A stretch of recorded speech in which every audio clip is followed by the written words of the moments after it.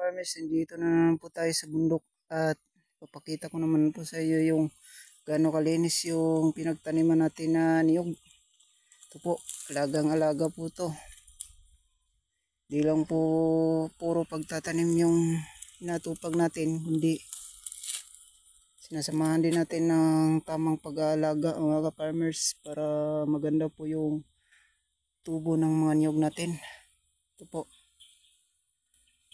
Kita nyo po, marami pa pong mga puno na malalaki. Hindi po natin yan pinutol kasi wala na pong ng lupa.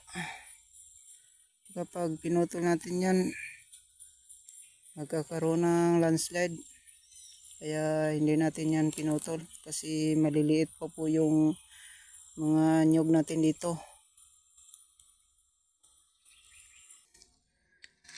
At dito din mga ka-farmers, ang linis din mga ka-farmers. Ito po. Yan. Yan po yung kunting sagingan natin mga ka-farmers.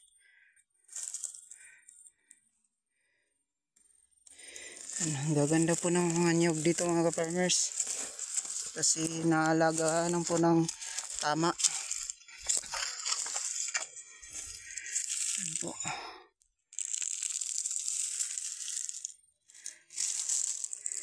Yan po yung kunting sagingan po natin mga ka-farmers.